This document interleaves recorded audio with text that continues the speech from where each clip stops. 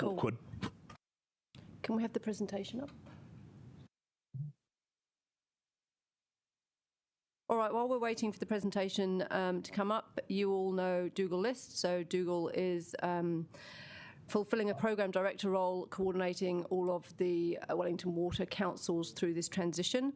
I can also introduce for those in the room Genevieve Drake, who's standing up at the end of the room, but you won't be able to see her online, I doubt. So Genevieve has come to us to lead our transition team, so our transition into Three Waters reform for Wellington City Council. She's well qualified. She spent 6 years with Wellington Water, and she was originally with us in the policy team, if you're trying to place her, Andy, many years ago. I was sort of frowning as whether you've just come from Wellington Water or whether you've been somewhere else. I'm just thinking about the number of people at Wellington Water short at the moment. Don't worry, it's all symbiotic, so it'll be fine. Chris Matthews is online, and he will just be covering off the main points of the submission. So we'll get underway, and there is a lot to cover. Why isn't this working, Heidi?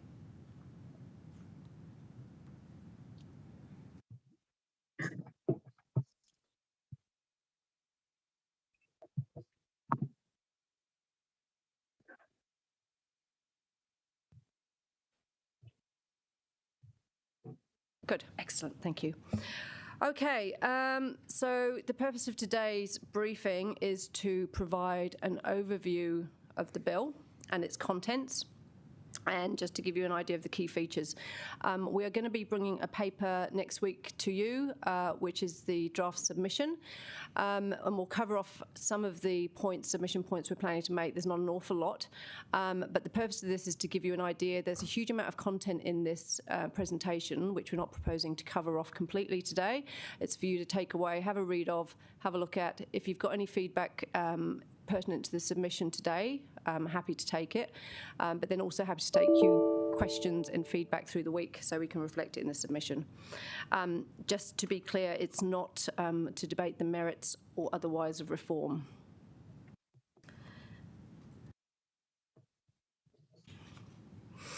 So just some context, so why the reform's taking place. So it's in response to Havelock North's contamination and water quality issues. We've had our own issues with lack of fluoride in Wellington. We have the lead issues in Dunedin a year or so ago. We've also got mounting challenges for councils in delivery and funding of the three water services, and we're now balancing catering for growth with stretched balance sheets. So the government had 4 bottom lines for reform. One is the treaty partnership, so ensuring that the governance framework for each water service entity is set up to give effect to the Crown's treaty obligations. Good governance, that there's real clarity about roles and responsibilities, and that our governance is populated by appropriately qualified people. Public ownerships was another cornerstone, that each water service entity should stay in public ownership, and balance sheet separation, and that's really to allow the new entities to raise debt and actually be able to build the assets required for growth. How it aligns with the work that we've done previously on this. Very quickly, everyone here is familiar with the Mayoral Task Force on Three Waters.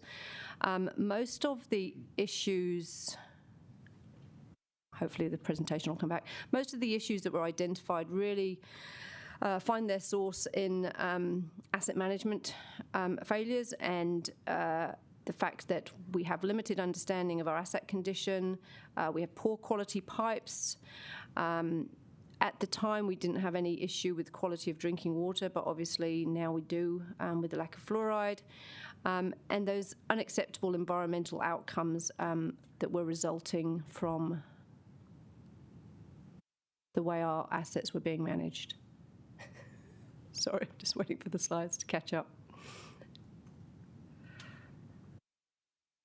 So the items of reform that will really address some of those key issues that were identified in the Mayoral Task Force was the fact that would ring-fence depreciation, council cooperation to transition of water assets and the appropriate debt to the new entity. So it would have to remain owned by the constituent councils, that the communities would have an enhanced relationship with their water services at a catchment level, and that water metering in time would replace rates as the means of funding residential water supply.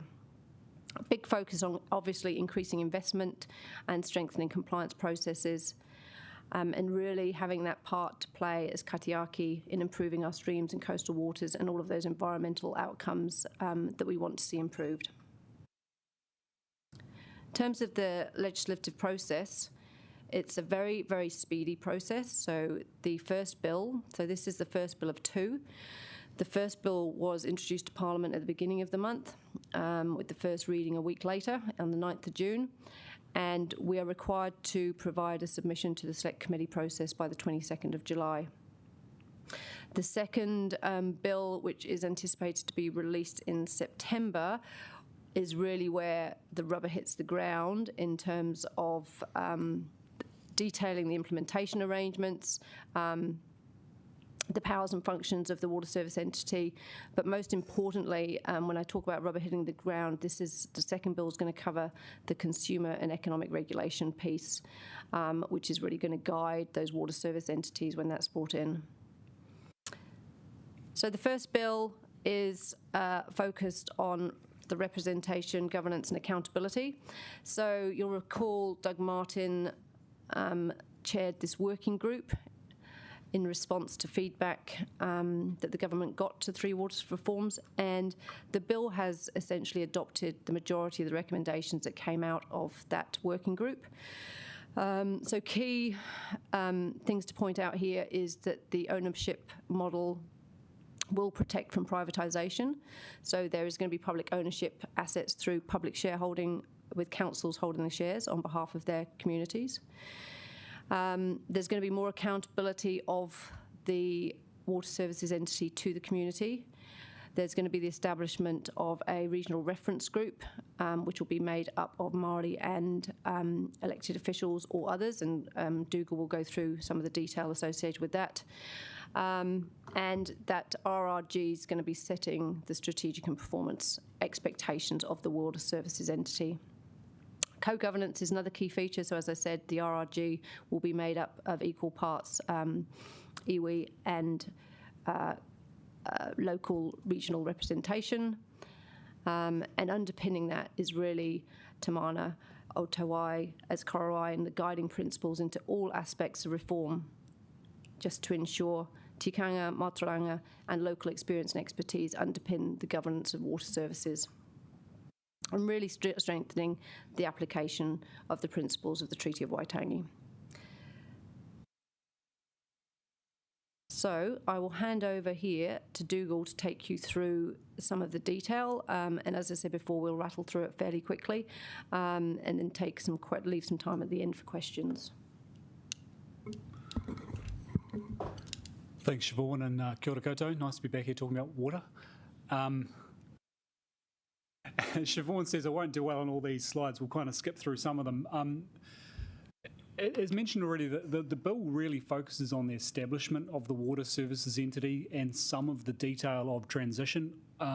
It means that the schedules are really of interest. So if you're going to have a flick through the bill, I'd recommend reading through schedules 1 through 4, because that's where a lot of the interesting stuff is. The remainder of the bill, quite a lot of it's quite vanilla and deals with quite a lot of detail on the establishment and membership of governance structures and the water services entities, and there's quite a lot of detail in there which potentially could be better dealt with through constitutions. As Siobhan said, a lot more of the detail which we'll really be interested in is going to come through in the second bill, and also the legislation around economic regulation. And because we don't have detail on that at the moment, that may guide some of the points that you want to make in your submission about how is the detail of the second bill going to fall out, what are the transitional provisions, how is it going to work in practice. So just skipping through into the bill, I think I've pushed the button, right?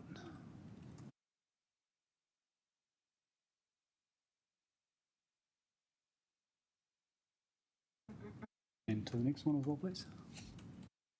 So first of all, as we've previously talked about Wellington being part of Entity C, the bill now names the area as the Eastern Central Water Services Entity. Still the same area covered, stretching from Tairāwhiti through to Titaihu at the top of the south. That does not appear to have changed. It still has some issues in terms of how accountability for services will work in Tasman and Marlborough to be worked through between that Ngāi Tahu Takiwa area. But otherwise covering 22 councils across that area there. The governance framework,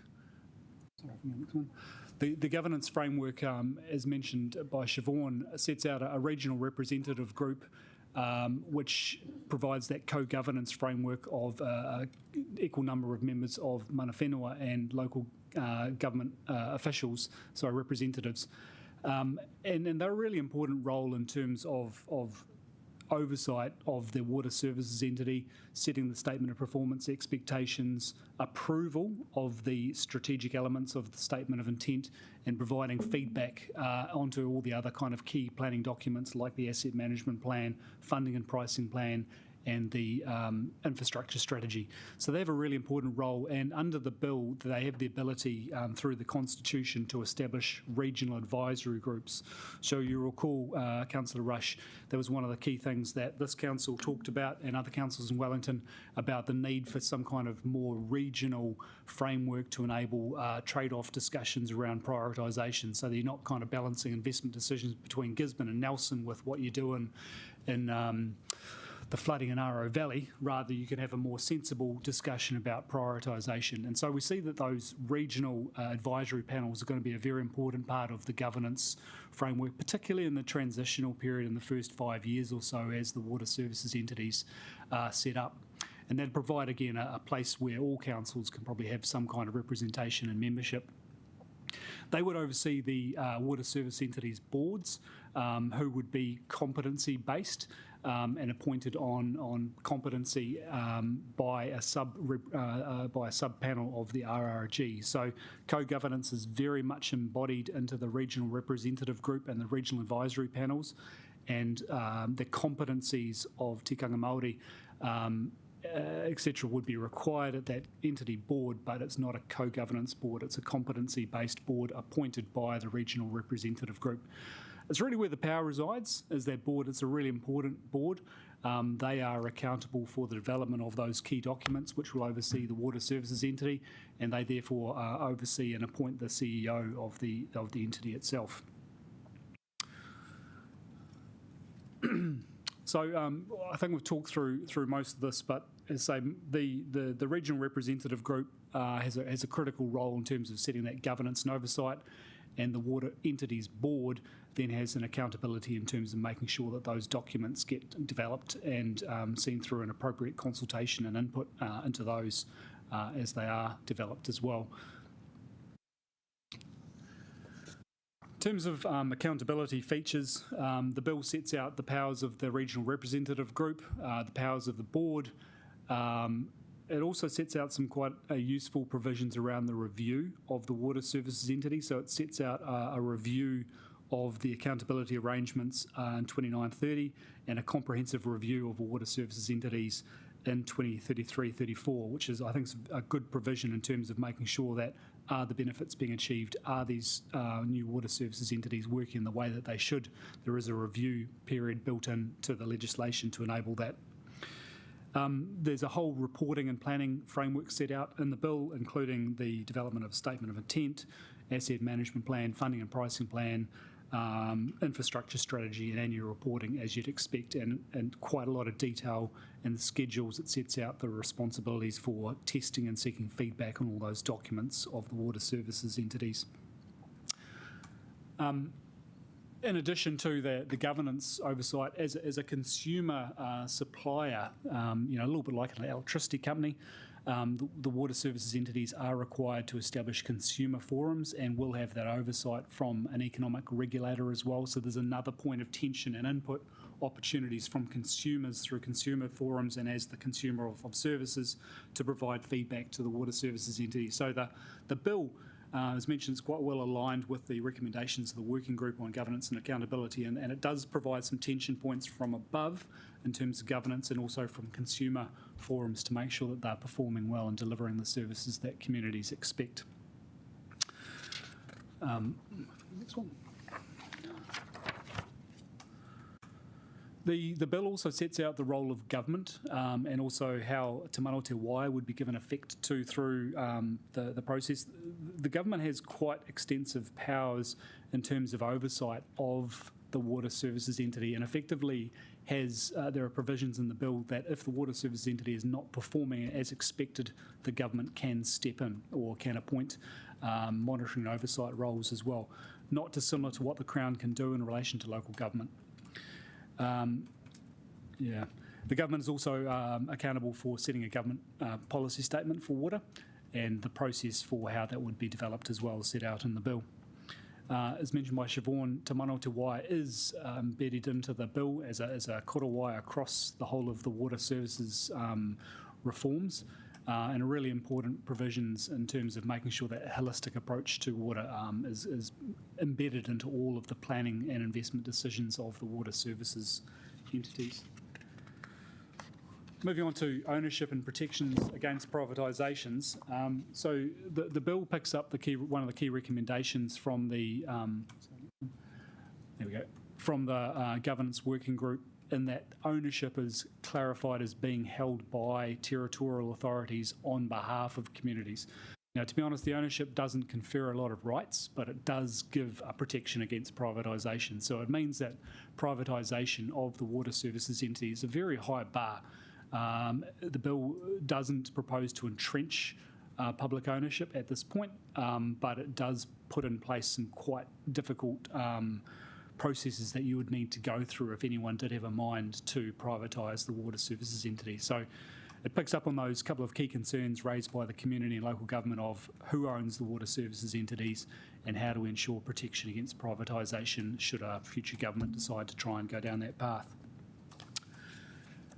There's quite a lot of detail on the transitional arrangements, particularly in the schedules. And these are really of quite a lot of interest to us. It essentially establishes the transitional period between now and 1 July 2024. And one of the things that we're focusing on quite a lot is that there's almost this magical date of 1 July 2024 when the water services entities emerge fully formed and take on all accountabilities from local government. And of course, it's not going to be quite as clean as that. So we're quite focused on how this transitional period is going to work, and we know that DIA have been quite focused on what is the minimum viable product required to get the water services entities up and running. The more focused that becomes, potentially the longer the transitional period will occur and the more ongoing impacts that might have on councils and on communities. As an example, billing is a complicated arrangement to get in place for day one. If that can't be achieved, it is a feasible scenario that councils may be expected to continue to bill customers for water services post-July 2024. Now, I'm not saying that is proposed at this point, but it's an example where there would be quite a number of implications for local government to work through, and consumer arrangements between the water services entity and councils through that transition period. I think what's really important as well in those schedules is they start to set out some of the critical documents which has to be produced over the next 24 months, which will really start to structure the mahi required to set up the water services entity. So first of all, there's a requirement to establish an establishment plan. And that sets out the timing and the process for the establishment of the water services entities and the handover and accountabilities.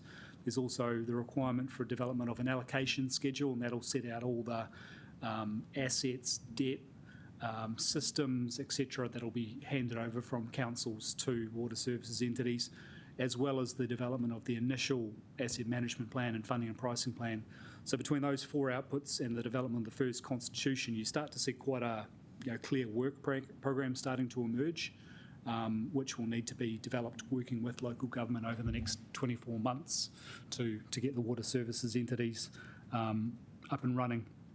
The schedules also set out the provisions around staff transfer, which are obviously really important, particularly for our staff in Wellington Water and also council staff who directly work in water across other councils.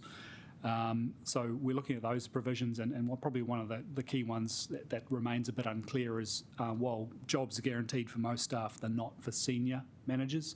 So what's a senior manager? How do we make sure that we look after all people, including senior managers, through transition so that we don't have a dip in workforce going into the next 3-year period? Just moving on through to the next slide. Do this one, or shall I?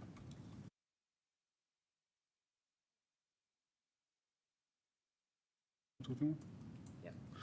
So, as Siobhan said, we're working together really closely with the Wellington Water Councils, all 6 councils in Wellington Water, to run a joint process of identifying key risks, key tasks, and how and where we need to work together with Wellington Water through transition. And that recognises that we have shared customers, data, staff across the councils in Wellington Water. So part of that is making sure we're trying to ensure the community is well informed about the transition and what it means for them. And part of it is making sure that the council is working in well with other councils in the Wellington Water family, as well as collaborating with other councils and entities, CE area as well. And as Siobhan mentioned, that includes a transition manager within Wellington Water and getting the team in place to support the work that's required across council over the next 2 years.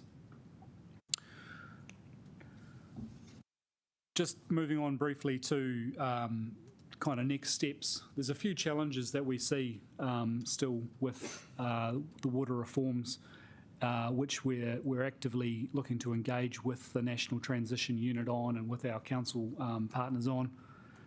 Firstly, we still don't really have a clear roadmap of how transition's going to be rolled out. So this is this establishment plan I kind of mentioned before. When and how do accountabilities hand over? Staff accountabilities, governance accountabilities, asset management accountabilities, service delivery, management of systems, management of data. There's a whole range of accountabilities which need to transfer from councils and Wellington Water to the new entities. So having a clear roadmap will really help us to understand how those transfer. The engagement model we're still really struggling with as well. The DIA have taken a very technical approach to structuring work streams, and so while there's some really good discussions happening at stormwater interface or billing or asset management, they're not necessarily being connected up as how councils work or from a customer lens. And so we're trying to reset that engagement model working with DIA to make sure we've got a clearer focus on our customers and the outcomes we want to see through transition. And part of what, therefore, we don't have a good clear picture on is the change impacts. So the analogy that we sometimes use is that DIA is very focused on the teenager leaving home, it's shiny new world, going out there, off to a brave new world, and we're left with the messy bedroom and doing all the washing and the tidying up at home. The tidy up. So there's a lot of loose ends that will happen as a result of transition right across council, property, finance, people, and understanding those change impacts and planning for them and making sure that they're well managed is really important and very much of a concern for councils, but not so much the focus of the activity that DIA has been looking at. So making sure we've got a clear picture of those as well. Moving on to the last slide.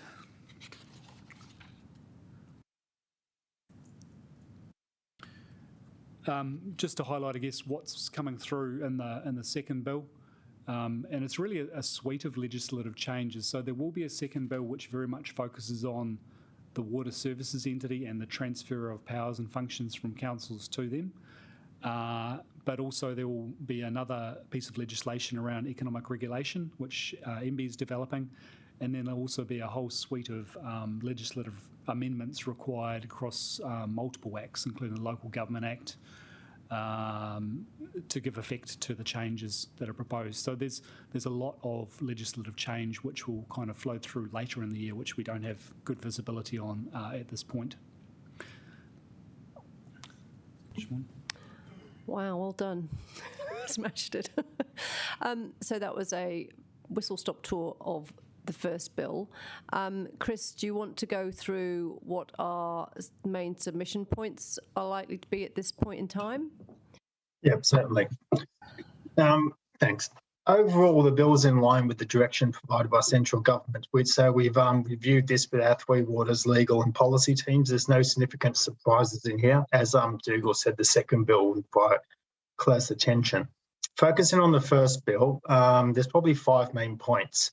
It's unclear how the regional representative group and the regional advisory panel members will be selected until the constitution is written. It's great that asset management is mandatory. It's a big tick. However, the TAs will need to be engaged on the funding and pricing, but there's no clear affordability lens, which we would need prior to economic regulation coming in. Further, it's not articulated how the asset management plans will be developed and to what standard. If the entity uses local council plans of differing quality and completeness, it's unclear how a fair entity-wide approach will be applied in the short term.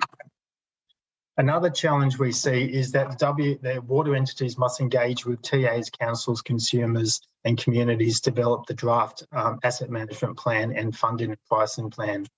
Given the tight time frame and the decision-making powers of the WSE and DIA, coupled with multiple governance layers, it's unclear how meaningful and localised this engagement will be. However, there's an opportunity for us to engage on the values and service levels in part of our submission. There's an opportunity for councils to articulate what service level is appropriate for the WSE, given the regional nature of it. And importantly, how will people pay for their environmental sustainability? We should also cover off the importance of stormwater management with the submission. Overland flow paths and catchment models are essential for development, and there are mechanisms such as easements and modelling traps that we can enable it to help this change happen. So planning and funding will need to be prioritised to help the city focus on growth. The bill is silent on who the employer of staff is. I mean, one would assume it's the CE, but it's not there. And there's no statement of the role of the CE in the WSE legislation. That's probably the main parts there on the bill. However, overarching that, we have some, from Wellington City's point of view, we have some pretty significant transitional risks that Dougal's already touched on. And yeah, so DIA's focus is clearly on establishing the WSE. It's not on managing the transitional risks of the councils and their communities. The MVP, minimum viable product, and the detailed transformation plan is still fairly unclear from the DIA, which is resulting in council ambiguity, unsure about customer service levels, what all the billing and customer service looks like on day one, and we're unsure about the council impact on planning and budgeting for the 24 LTP. The other challenge is Wellington Water are going to continue to lose staff, particularly non-Three Waters technical and operational staff, such as finance, program management, IT engineers. We're seeing this happen right now. I think last I saw, Wellington Water had about 70 odd jobs that were vacant, which is a hell of a lot when you consider how many staff they have. So we have to just stay close to that.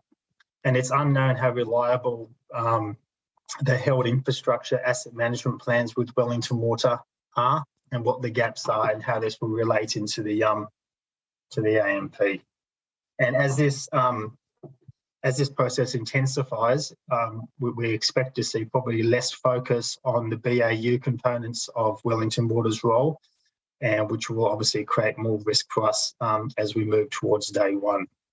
However, as Dougal said, we are fully aware of these risks, and we've scaled up internally with our own transition manager, and we're working actively with Dougal through the NTU with the steering group, which is a CE-based group, and then we have a working group which is Siobhan, myself, and other councils council members. So we are aware of this and we are working through them. However, our level of influence in some of this is not huge, and they're probably the main points from my point of view. Cool. Thanks, Chris. Okay, so happy to take questions. The paper will be published probably tomorrow, I think. And what we're proposing for that is just to have the submission details of the submission, proposed draft submission in there. We won't cover any of this other detail that we've covered today. Okay, thanks. I've got the Mayor and Councillor Young with questions. I've got some as well. Okay. Anyone online? I can only see Iona at this point. I've got a number, but I'll ask a process question first, just in terms of the paper, Siobhan. So that the paper is ready to go? So the paper will be released as a council paper for the next week's meeting, 6th of July meeting. It's ready to go is the question. Almost ready to go. It's ready to go. Yeah, the reason I'm asking that is obviously we've got the Let's Get Wellington moving papers, which will go at the same time. Yeah. So we've got to have them all lined up, and it's the timing we release those, and then for our comms point of view and all that sort of stuff. So that's why I asked the question. So I want to make sure we've got that all properly integrated. There's nothing in this lot about the no worse off, better off stuff. That's just not in here? Is that just something which we ought to at least say, hey guys, just make sure you haven't forgotten this? No, they haven't forgotten it. No, but we should keep on saying it, shouldn't we? But that's in the plan. So the better off funding that they've already released the first tranche. We know what the second tranche is going to be. The no worse off funding they're working through at the moment. Yeah. Timeframes for that, Heath? No timeframes for that yet. Okay. Just in terms of the questions we've got there, you mentioned, Dougal, something about the local regional advisory groups connecting with local communities, and you said something about Arrow Valley and Arrow Valley versus Nelson flooding. So what is the big picture of how these things are supposed to operate? Because originally when we got the picture of it being that we're going to sort of equalise the costs that everybody pays up and down the country, regardless of where they were and regardless of the demand, etc., of cross subsidies going on all over the place. What you're saying though now is sounding like they've gone more to each local area being able through its regional advisory group, etc., to say, look, the level of service we want is this, and we pay for that, as opposed to it all getting picked up globally. Can you just walk us through that? So what are they actually intending to do? I can't answer that question with 100% clarity, sorry. What I can say is, starting with the regional advisory groups, the intent of those is to provide a more localised level of governance for the water services entities beneath the regional representative group. So the regional representative group covers a massive area, 22 councils, and only has 12 to 14 members. The regional advisory panels provide an opportunity for, through the Constitution, for more localised representation of councils and mana whenua within an area. So conceivably there could be a regional advisory panel for the Wellington regional area, one for the Hawke's Bay, one for the top of the south, that kind of thing. And within that would be a more sensible location to have some of those discussions around what are our investment priorities, what are our relative levels of service, how do we balance costs and fairness across the area. The reforms are predicated upon a degree of cross-subsidisation. So the underlying intent of water reforms does rely upon there being some cross-subsidisation across the whole of the entity area to make sure that water services are affordable for all communities. The degree to which that happens in reality and how quickly you move to that model is, however, a completely different practical matter. How councils currently charge for water services does vary. The level of service that people get from their council water varies considerably. Whether you're on 1 water, 2 water, 3 waters varies considerably. So how you work through a process to be clear on what standard of assets do we have in any particular community? What level of service do we aspire to? To what degree is that equalised across all communities or can be equalised? And how that is reflected in a pricing model which is fair and reasonable and affordable will take, I suspect, at least 5 years to work through. So what you're saying is that will be worked through by the WSE. So, okay, the question then is, what is there in the legislation that actually guides the WSEs as to how they're going to work their way through that? And if it's unclear, surely that's something which we should be at least giving some thought to in our submission. The bill sets out the process for engagement once the WCs are up and running for all those kind of planning investment documents, but I think the challenge is that some kind of funding and pricing plan and asset management plan has to be developed over the next 2 years to guide the initial investment. There's not a lot of guidance around the policy of exactly how those decisions will be made. It's not in the bill. And so I think it's one of those questions of to what degree would that be covered in the second bill or will be developed as a policy framework by each water services entity. That feels like something pretty fundamental that we should be making some comment on. Now, whether you want government to direct it or whether you don't want government to direct it, it seems like it's a ball that's been sort of thrown up into the ether and they've kind of lost sight of it. So the second bill does cover off economic and consumer protection, so we would anticipate some of that being detailed in there, but I think it's a good point that we should make it in our submission to the first bill to make sure that No, okay, well, okay, if you could make sure that's done. Okay, and the other bit, then I'll pass over to somebody else. I've got a few others to go, but you mentioned a GPS, and I've got to say that scares the living daylights out of me because we see the government policy statement on transport, which is a ministerial dictate, which is just a terrible way of making coherent, long-lasting decisions. I can remember when Stephen Joyce bought that, and I said to him, do you really want to do this? Because can you imagine if Julianne Genter is the Minister of Transport? And goodness me, what happened? No, it wasn't Minister of Transport, Associate Minister of Transport. But you get what I mean, is that you've got different ministers, you'll have flip-flops all over the place, and it's a terrible way of making decisions around long-term coherent planning for what are long-term assets. Any comment on what actually parameters are being set around that, or is it purely the dictate of an individual politician? Because that would really be concerning. So the bill does set out the ability for the government to develop a government policy statement. It doesn't require it. It sets out the process by which they would need to engage with the water services entities, and I recall the regional representative groups and other stakeholders in terms of the development of that.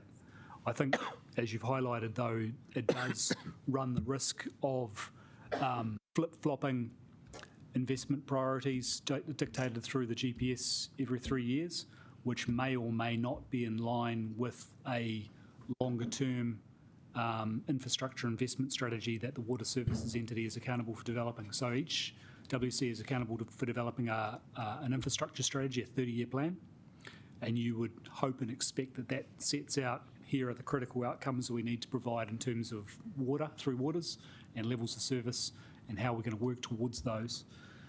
There is a risk that those aren't aligned with changing political expectations every 3 years through the GPS. And if you haven't already got that in there, can I make a plea for making some comment around the risk? New Zealand Inc. is lousy at doing long-term planning. Well, yes, happy to do that. I'd just like to point out that transport is quite different from water too. Transport, you've got a lot more choices. So in terms of that flip-flopping, whereas water, much like the GPS for electricity, would be far more direct. I agree, but the point is something that's worth fine. making. We'll make the point. Yeah, yep. Thank you. Nicola. So, two different questions. What are the implications of a change of government for all this? I mean, this is not a political one. It's more just about, like, what happens? There's a lot of planning going on, and just looking at the polls. So the case for change to how water is managed has been around for 30-odd years. I think even councils that are part of the Communities for Local Democracy movement still support the need for change. So I can only speculate what a change in government would mean, but I think a change in government would need to carefully consider the need for water reforms, the progress that gets made over the next 18 months, and should they choose to make changes, how they can build off that momentum rather than stopping it. I think there would be potentially quite considerable consequences of a significant change in course. So I think, it's a political decision, clearly, but there is momentum for change. Exactly how the change occurs, I think, is the key question.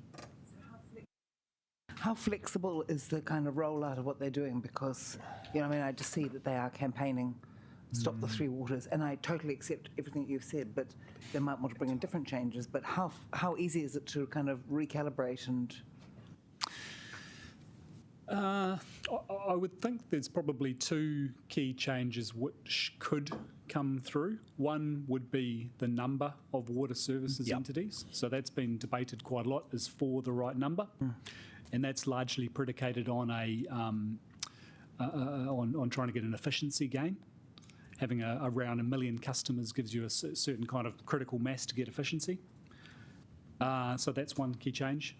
The second change potentially is who owns the assets. Do they remain on council books, but you still require the development of some form of mega CCO, which has certain powers and functions but does not own the assets? That would raise the question of funding model, and is the government willing or interested in some kind of central government funding model to lift investment or change how local government can invest in Three Waters? And again, that does carry a lot of risks for government, so would need to be carefully considered. It's certainly been one key issue that the current government's been quite cautious about not having the cost, liabilities and debt for Three Water coming back onto government books. Thank you. So my next question is totally different. Water metering. So I happen to be a champion of water metering. Is there any timeline for when it's being brought in? I mean, I know as I have a water meter, I know how conscious I am of my water use because I'm incredibly mean about some things. Do we have any idea when that will come in under this? It's incredibly expensive to do, right? I can't comment on the costs of rollout. I think two things going on. One is under a new entity model, what's the right timing for rolling out metering against other priorities, because it does take time, cost, etc. to do so. So how does that fit relative to other priorities? But the other thing I would add is under the new model where it's more clearly a user pays model for services supplied, it highly incentivises water metering.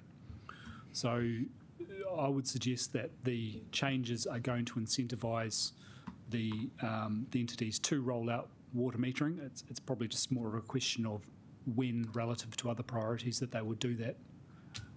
I think local body politicians wouldn't be very keen to have to make that decision themselves because it tends to be the end of a career, even though I support it. I'll do it. Dougal, so having recently been bitten by a board appointment process on Wellington Water, what guarantees are going to be in place that the board appointments will genuinely be competency-based? What is restricting a regional reference group from picking their mates?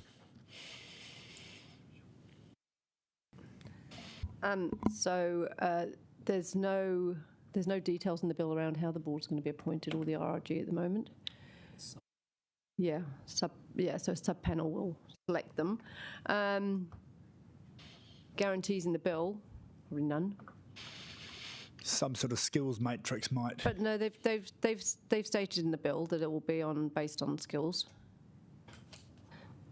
So 4 mandatory skills for the board as a collective. So there's nothing really stopping a regional reference group from picking and choosing people who may not necessarily be the best in class in the area. It's a big fear of mine. Doesn't, okay. More constructively, are we planning either via the submission process, surreptitiously or otherwise? Has this been live streamed? Heidi? Has this been live streamed? It is? Okay.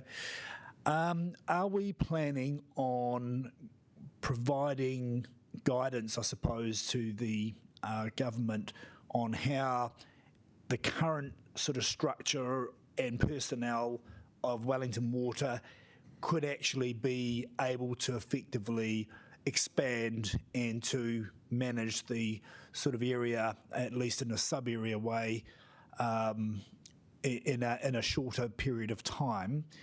And I guess why I'm saying that is that because that kind of protects the Wellington sort of and the Wellington Water Council's sort of plans and capital programs, I suppose, but may actually provide a solution.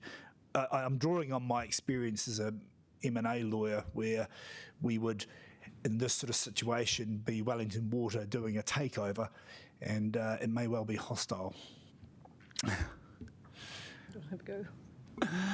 Yeah, look, I think there's a lot of similarities between corporate mergers and takeovers to what's kind of going on. So we are trying to apply a little bit of that kind of thinking, and it's also a change process. Yeah. We are trying to work with the National Transition Unit on a number of levels, and one of those is clearly around people. So as a number one priority, we want to make sure that we're keeping as many people who are actively employed in water retained in water, because we're going to need them. And then also we've got a lot of IP buried in Wellington Water as well. So some of the critical things that we need to do is make sure we've got a really good asset management plan for the Wellington Water Councils. We've got a full hopper of projects ready to roll out and hand over. We're really clear on accountabilities, liabilities and risks for all our capital works and renewals programs. We're really clear on the service delivery risks and consenting risks, etc. Environmental handover points. So it's just kind of making sure that the handovers as easy as possible and the staff are really looked over through that process. I think then there is a real question about how we support the transition unit to design the new entity in such a way that it can pick up as much as possible of Wellington Water, and that is something we're looking to discuss with them actively. And are we working with the likes of the Hawke's Bay councils who have, there's a big footprint, two big footprints in our area, which is the Wellington Water Group and the Hawke's Bay councils, and I think we would do well to work very closely with them, even though I know that they've got some different views, but they're nevertheless quite coordinated and collective. And I think if we can align largely with some of the things that, between us, that sends a powerful message that actually we can do this and we can do it with less political resistance, I suppose. So yes, the answer to that is we are actively trying to collaborate with all the councils and the entity. As you say, there's a strong cluster in the Hawke's Bay. There's a strong cluster in the top of the south. There's a cluster around the Manawatu and the Wellington cluster. So we're trying to share thinking around transition, around risks, around tasks. Most councils have got a person in place like Genevieve now, providing some connection between them, connections at CEO level. So yeah, there is active collaboration trying to go on at that level. Okay, Iona, did you have a question at all? Unusual for you not to? No. I think that's all the questions. Andy, have you got more? Yeah, absolutely. His Worship the Mayor. I said I'd just do the first few. Just billing. And not so the EP. when these things are set up, you mentioned that councils might have to do the billing. You also mentioned, decisions on water metering being a mechanism for getting the funding in will obviously be a decision not made by them for many jurisdictions. So what powers and where is that going to fit in the legislation do these entities have to raise money? I use the example of billing as a possible example of where the water services entity might not be ready to take on an accountability from the council. But it's a really good one. We quite like using it because it goes to the heart of the customer. So if we need to make sure that the customer experience through this transition is seamless, they turn on a tap day one and it's the same level of service. They know who's providing them a service. So the new entity needs to have a brand, a presence, has a customer engagement point. They know who to call if there's flooding in Aro Valley to get the problem resolved, and the problem is resolved for them. So the customer's quite a useful tension point. But going to your point, Andy, there's quite a few things which kind of need to go in place for that. So first of all, the entity needs to be sufficiently established and have all that kind of brand presence.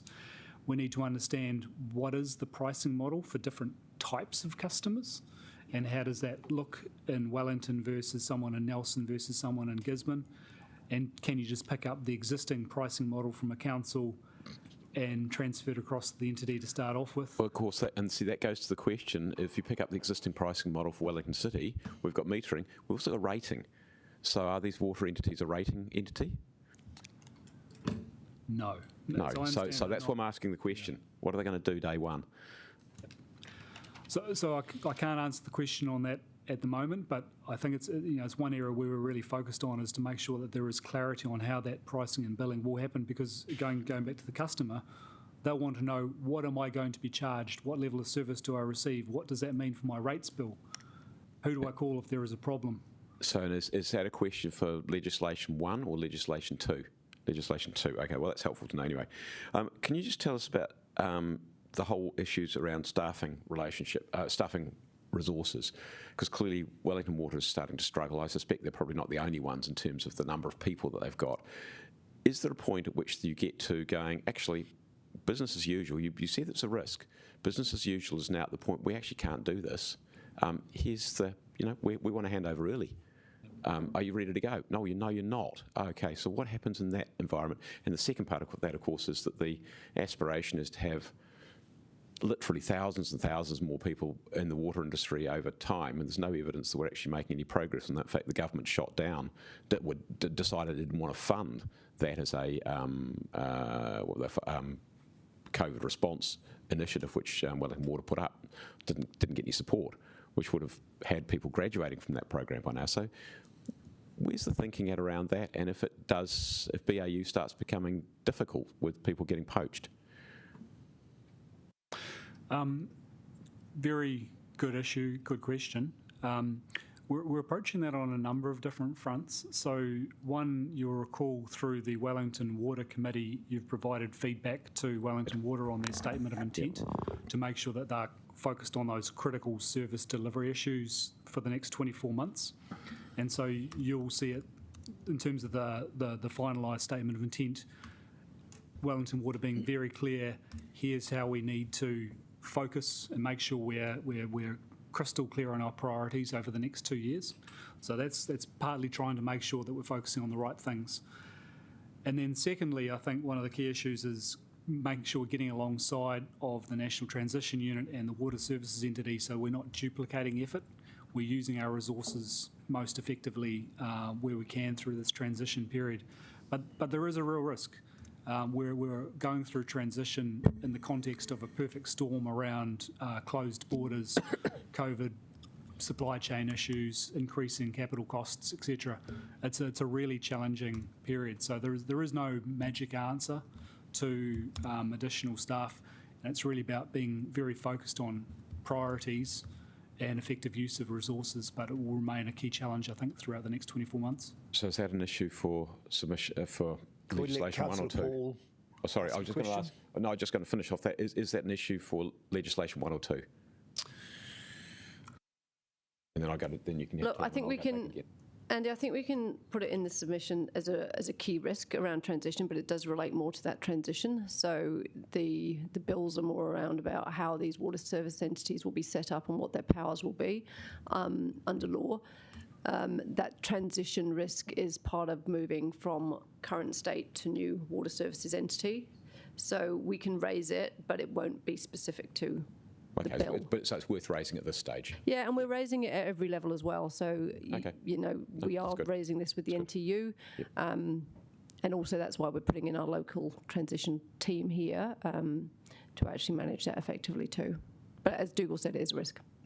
Councillor Paul, very patient.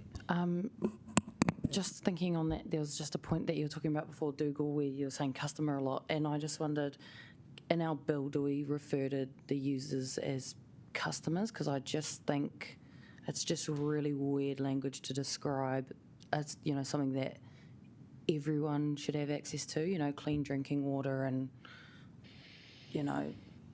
all the other water services. It's just, it kind of, and then the use of the word customer kind of aligns with these views that are out there that this is some form of like privatisation or could lead to that. And I wonder whether not using that terminology. Corporate speak. Yeah, it's just, not a fan. But can we use different words in our submission? Like, is it user or... Throughout. Through the chair, yes, I think it's a good point. Consumer, yeah. I've used the word customer, consumer. It's probably there's a range of ways. It's kind of beneficiaries of the service. I think what's really interesting about water as well is you've got non-connected people as well. So someone in RO Valley might not, for some reason, have connection to the sewer or drinking water system, but benefits from how stormwater is managed. So particularly the three waters approach, because, again, I think it's really important to make sure we keep on focusing on three waters. It's about protecting the harbour. It's about protecting our streams. We can't build them. In Carterton, there will be people who are on tank water and have a septic tank, but receive benefits from how stormwater is managed or floodwater is managed.